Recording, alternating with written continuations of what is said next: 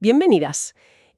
¿Alguna vez habéis tenido esa sensación un poco rara de ir por la vida como en piloto automático? Mm, De repetir los mismos errores, los mismos patrones, casi, bueno, casi como si fuéramos personajes de una obra que ya está escrita. sí, sí, totalmente. Pues hoy vamos a explorar a fondo unas fuentes, la verdad, fascinantes, que se preguntan justo eso.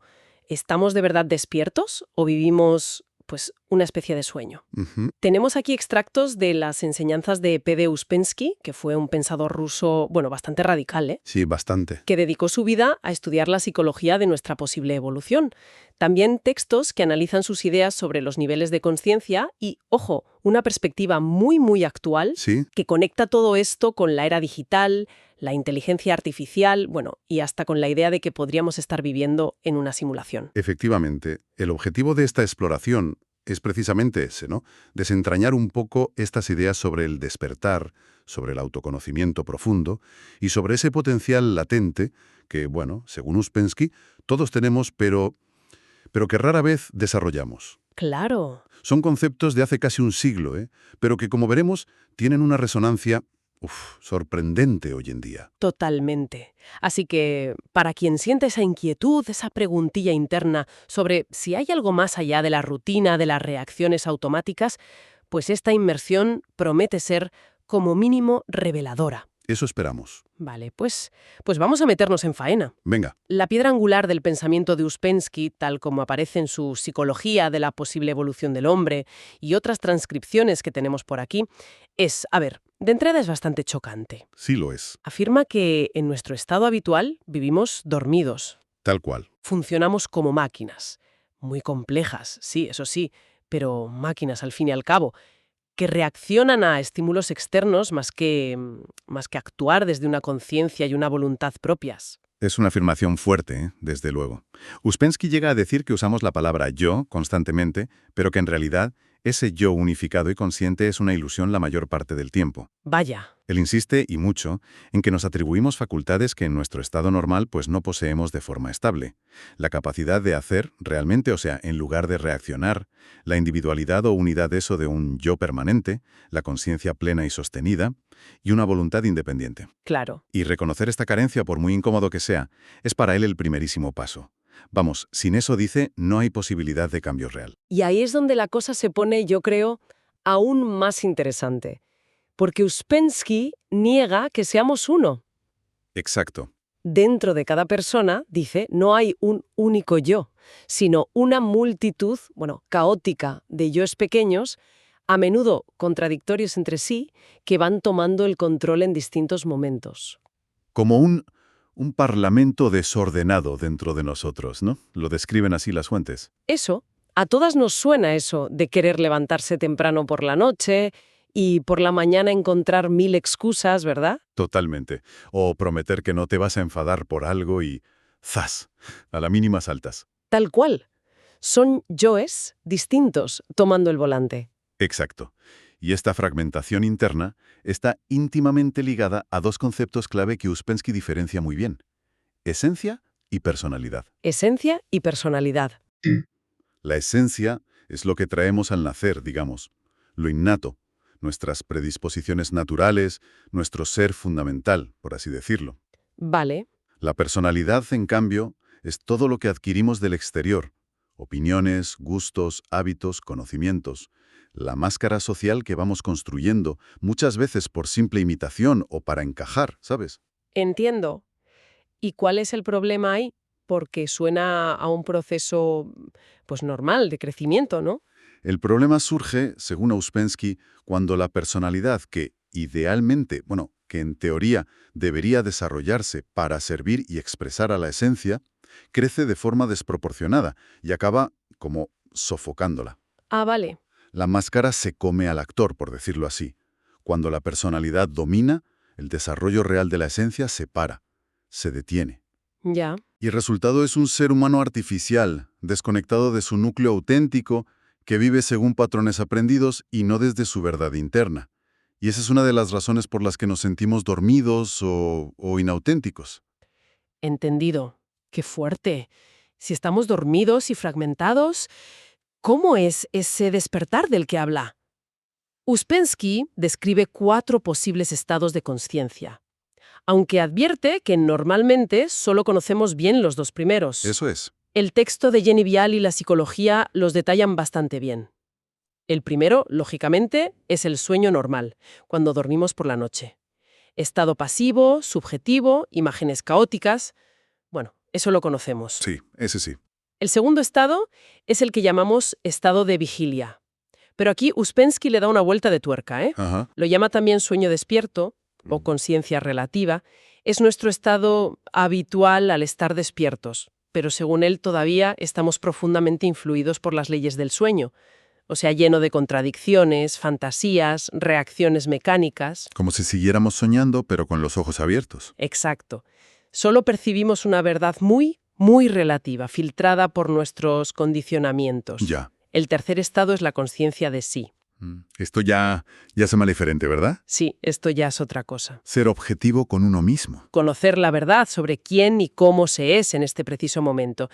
Uspensky dice que todas tenemos brevísimos destellos de esto, momentos fugaces de verdadera presencia. Chispazos. Eso, chispazos. Pero no tenemos control sobre ellos. Vienen y se van como por accidente. Sí. Y el cuarto, la consciencia objetiva. Este ya, lo describe como un estado muy elevado y muy lejano para nosotros.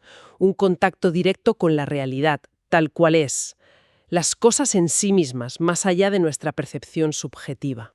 El conocimiento de la verdad total, dice. Casi mítico, diría yo. Casi. Y lo crucial aquí, y es un punto en el que Uspensky insiste muchísimo, es que para empezar a moverse hacia el tercer estado, hacia la conciencia de sí estable, primero hay que darse cuenta de que se está en el segundo, en el sueño despierto. Claro, pero si estás dormido. Exacto. Como estamos dormidos, no nos damos cuenta. Él describe una trampa psicológica muy interesante. Si alguien nos pregunta, ¿estás consciente ahora? La propia pregunta nos sacude un instante y respondemos, claro que sí. Ja, es verdad. Pero ese chispazo de conciencia desaparece casi de inmediato y volvemos al estado anterior, convencidos de que sí estábamos conscientes porque lo acabamos de afirmar.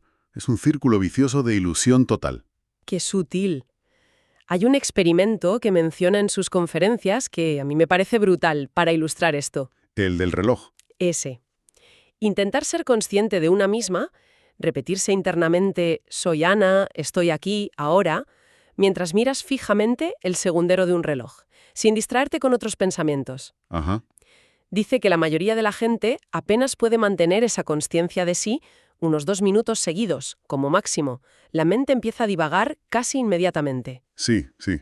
Es una demostración práctica de lo ilusoria que es nuestra sensación de control y de continuidad consciente. Exacto. Es un ejercicio muy, muy revelador de nuestra mecanicidad. Y el artículo de Jenny Vial que tenemos aquí aporta una perspectiva interesante. Sí.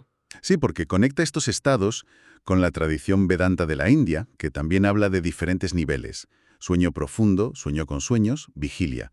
Ah, mira. E incluso Bill menciona una hipótesis neurocientífica que relaciona la autoconsciencia, el tercer estado de Uspensky, más con el sueño REM y la consciencia objetiva, el cuarto, con el sueño profundo, más que con nuestro estado de vigilia habitual, lo cual es súper contraintuitivo. Vaya tela. Y también introduce la idea de una conciencia absoluta, como un campo subyacente del que participamos, y menciona la vía directa de Rupert Spira, que es una perspectiva no dual que sugiere que estos estados son en realidad construcciones mentales, que lo único real y constante es la conciencia pura que somos en el fondo, ¿sabes? Y sobre ella se superponen estas experiencias. Añade capas de interpretación, la verdad, muy interesantes. Complejo. Vale. Aceptemos la premisa. Somos máquinas dormidas, fragmentadas, con chispazos de conciencia. ¿Cómo funciona esta máquina humana por dentro, según Uspensky?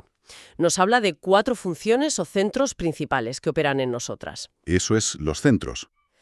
Primero, el centro intelectual, asociado a la cabeza, ¿no? Es el que piensa, razona, planifica, compara, crea teorías. El pensador, sí. Segundo, el centro emocional, localizado simbólicamente en el pecho o el plexo solar. Es el que siente, experimenta emociones, estados de ánimo, afectos. El corazón, digamos. Tercero, el centro motor, relacionado con la médula espinal. Gestiona nuestros movimientos externos, voluntarios e involuntarios, los hábitos físicos como caminar, hablar, gesticular, Escribir. los músculos, las acciones. Y cuarto, el centro instintivo, también ligado a la médula espinal.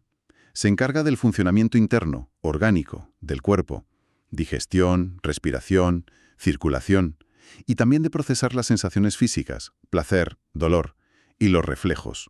El cuerpo profundo, las tripas. Y aquí viene un dato que a mí me parece absolutamente fascinante. Y crucial, para entender muchas de nuestras reacciones. A ver, Uspensky afirma, basándose en sus fuentes, que estos centros operan a velocidades radicalmente diferentes. ¿Así? El intelectual es, con diferencia, el más lento. El motor y el instintivo son muchísimo más rápidos. Unas 30.000 veces más, dice.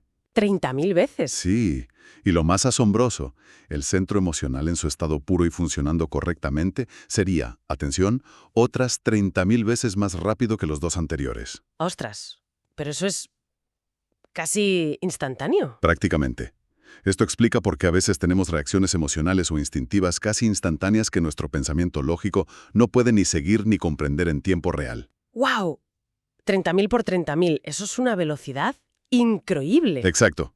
Uspensky usa el ejemplo de tomar una copa de brandy. Ajá. Sentimos el efecto casi de inmediato, mucho antes de que el alcohol pueda ser absorbido y procesado químicamente según nuestro tiempo intelectual. ¿Es verdad? Es el centro instintivo, con su propio reloj ultra rápido, captando y reaccionando a la información, energética o sutil de la sustancia casi al instante.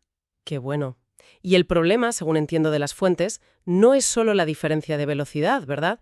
Sino que estos centros a menudo funcionan de forma incorrecta, Justo. haciendo el trabajo que no les corresponde, el intelecto intentando sentir, la emoción intentando pensar o dirigir la acción. Uspensky lo compara con intentar escribir pensando conscientemente en la forma de cada letra. Sí, sí. El resultado es torpe, antinatural, increíblemente lento y, sobre todo, consume una cantidad enorme de nuestra energía vital. Precisamente.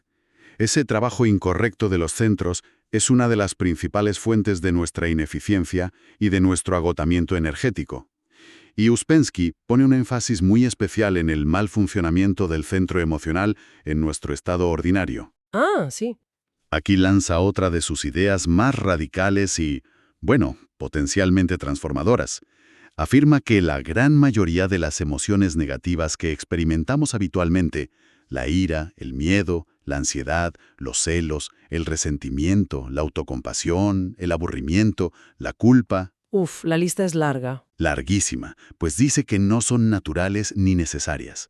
Son artificiales, aprendidas, producto de la imaginación descontrolada, de la identificación con pensamientos negativos y de un mal funcionamiento del centro emocional. A ver, pero ¿quieres decir que no deberíamos sentir miedo si nos atacan o tristeza si perdemos a alguien querido? Eso suena... No exactamente.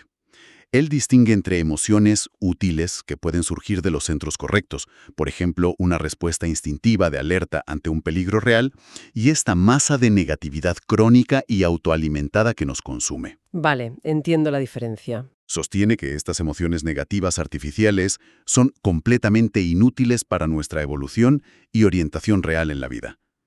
De hecho, son uno de los mayores obstáculos. Ya. Por eso sugiere que el trabajo implica sacrificarlas. Sacrificarlas. Sí. Dejar de expresarlas mecánicamente hacia afuera y, sobre todo, dejar de justificarlas y alimentarlas interiormente. Las emociones positivas reales y estables, un amor genuino y constante, una fe lúcida, una esperanza activa, pertenecen, según él, a los estados superiores de consciencia, especialmente al tercer estado, la conciencia de sí. Entendido. Vale, el diagnóstico es complejo.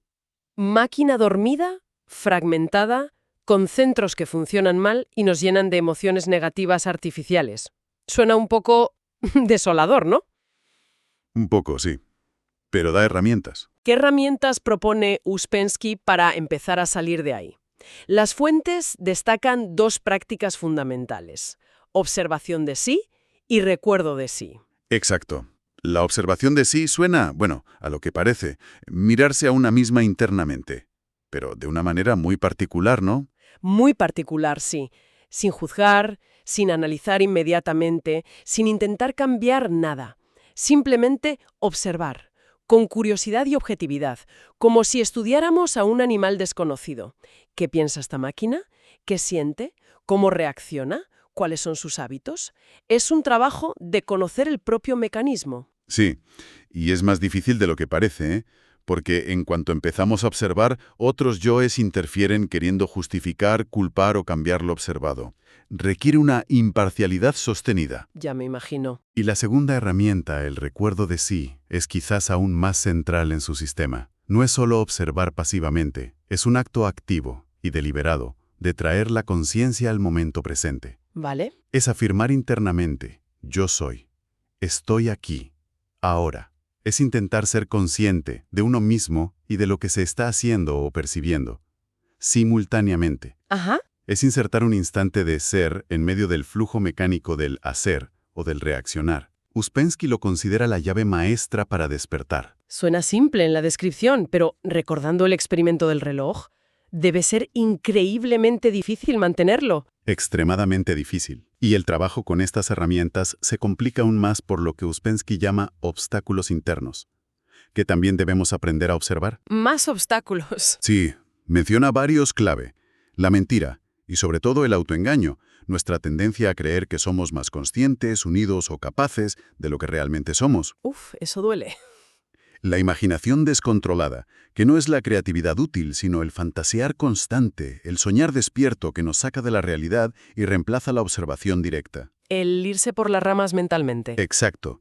La identificación, que es perderse por completo en algo externo, una persona, un objeto, una idea, una emoción, olvidándonos de nosotros mismos en el proceso. Como cuando te absorbe una película o una discusión. Justo. Y la consideración, que es esa preocupación excesiva y ansiosa por lo que los demás piensan o dirán de nosotros. Eso que nos paraliza y nos hace actuar de forma inauténtica. La dependencia de la opinión ajena, vaya. Exactamente. Los anales solían enfocarse principalmente en uno de los centros. Ah, claro. El camino del fakir se centraba en el dominio del cuerpo físico, centro motor instintivo. El camino del monje en el dominio de la emoción a través de la fe y la devoción, centro emocional. Y el camino del yogi en el dominio de la mente a través del conocimiento y la concentración, centro intelectual. 3 caminos, 3 enfoques. El cuarto camino, en cambio, busca trabajar sobre los 3 centros principales, intelectual, emocional y motor, simultáneamente y de forma equilibrada. Integrador, entonces. Sí. Y la gran diferencia práctica que mencionan la transcripción de YouTube y otras fuentes es que no requiere retirarse del mundo. Ah, eso es importante. Se practica en la vida, en medio de las condiciones normales de nuestra existencia cotidiana, usando las dificultades y las fricciones de la vida como material para el trabajo. Aprovechar el día a día. Exacto.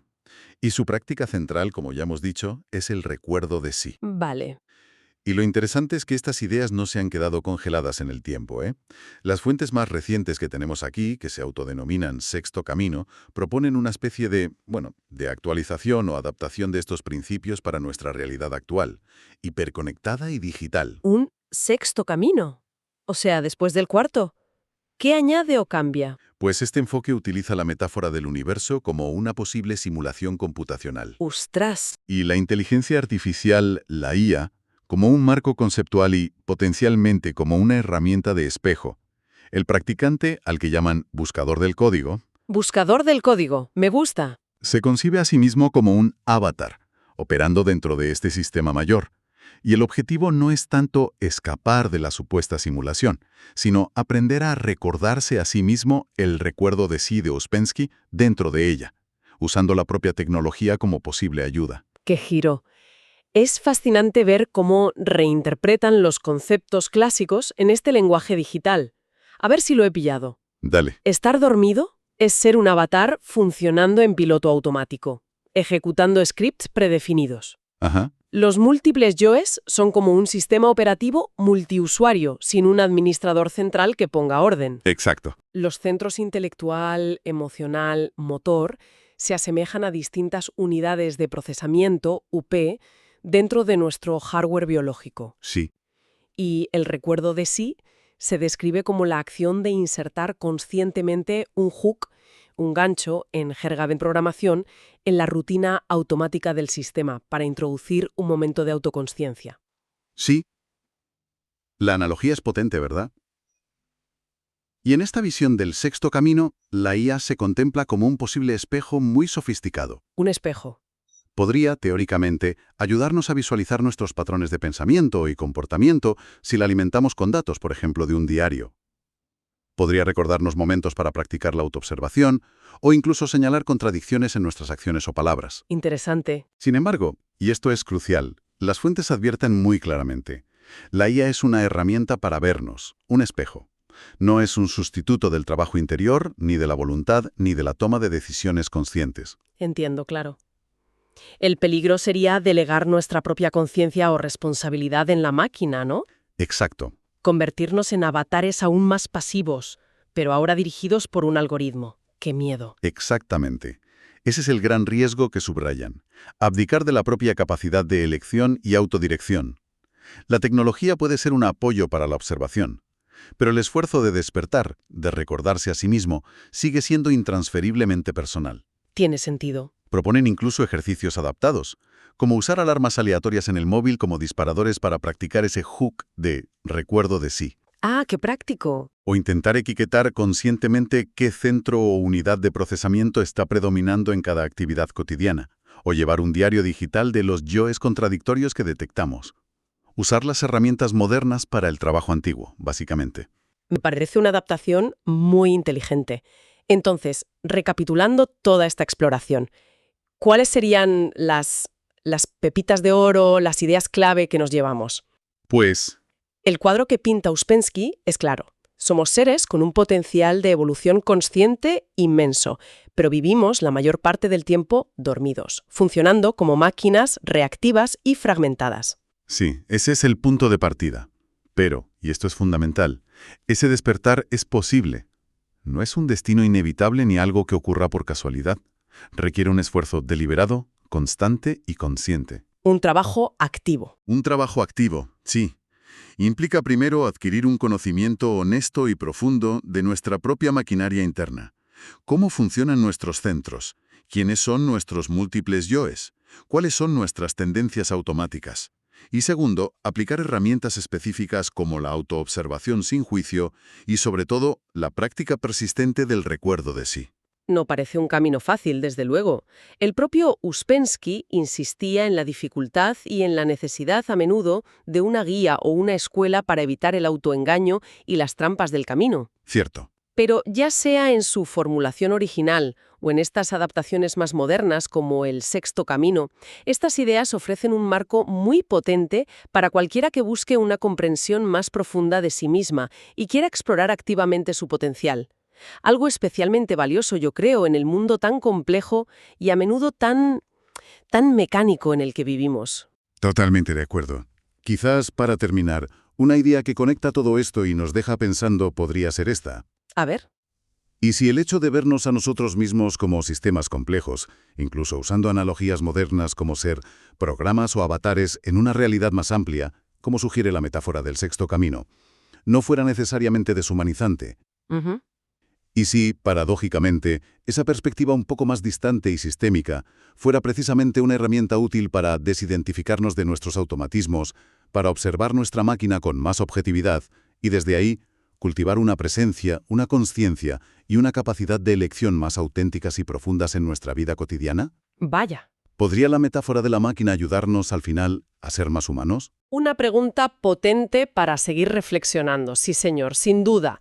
Una exploración que remueve y da mucho, mucho que pensar.